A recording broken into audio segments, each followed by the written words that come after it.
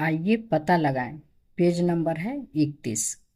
प्रश्न 1, पिछली आकृतियों में न्यून कोण, समकोण, अधिक कोण और सरल कोण को पहचानिए। इसमें पहले समझेंगे कि जब एल आकृति का हो तो वह समकोण होता है, और एल आकृति को समकोण बोलते हैं। 90 डिग्री के कोण को समकोण कहते हैं।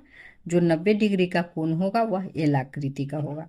और ये एल आकृति का हो गया, तो ये 90 डिग्री का कोण हुआ। जब इससे छोटा होगा तो वह न्यून कोण होगा, और 90 डिग्री से जब बड़ा होगा इधर होगा तो यह अधिक कोण होगा।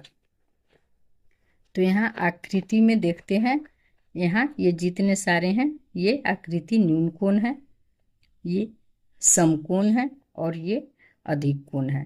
तो लिखेंगे आकृति 1 में सभी न्यून कोण हैं, आकृति 2 में सभी समकोण हैं, आकृति 3 में सभी अधिक कोण हैं।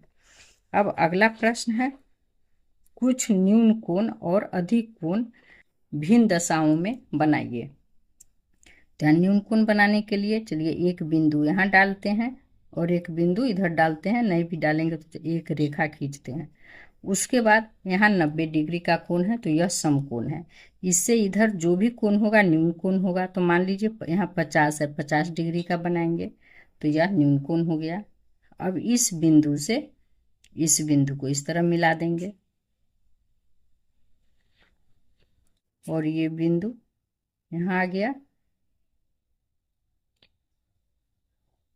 तो यह जो कोण बना यह न्यून कोण बना। अब दूसरा देखते हैं अधिक कोण।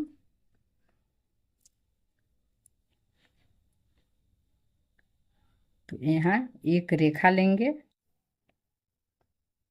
इसको इस केंद्र के सामने रखेंगे, यहाँ केंद्र पे रख दिए। अब यहाँ यह 90 डिग्री है तो समकोण है, इससे इधर जो भी कोण है सब अधिक कोण होगा। तो मान लीजिए यहाँ 130 डिग्री का बनाना है, तो यहाँ एक बिंदु डालेंगे और इस बिंदु से फिर इसको मिला देंगे। यह जो कोण बनेगा यह अधिक कोण बना। प्रश्न 3, क्या आप जानते हैं कि न्यून और अधिक शब्दों का क्या अर्थ है? न्यून का अर्थ नुकीला और अधिक का अर्थ कुंद होता है। आपको क्या लगता है कि इन शब्दों का चयन क्यों किया गया होगा? तो उत्तर में लिखेंगे, नुकीला नोक के रूप में होता है, इसलिए न्यून शब्द का चयन किया गया है। अधिक कोण का शीर्ष एक कुंद नोक के रूप में दिखाई देता है, इसलिए अधिक शब्द का चयन किया गया है। प्रश्न 4, ज्ञात कीजिए कि नीचे दी गई आकृतियों में कितने न्यून कोण हैं।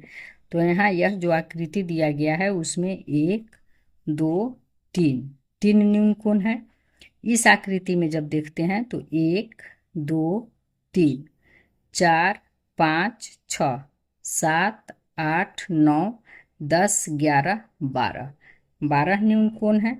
अब इसमें देखते हैं तो 1, 2, 3, 4, 5, 6, 7, 8, 9, 10, 11, 12, 13, 14, 15, 16, 17, 18, 19, 20, 21। इसमें 21 कोण बन रहे हैं।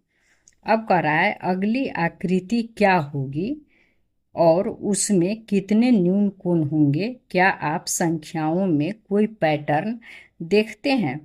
तो अब जो अगली आकृति होगी वह इस तरह से होगी, इसके अंदर फिर एक त्रिभुज होगा उसके अंदर।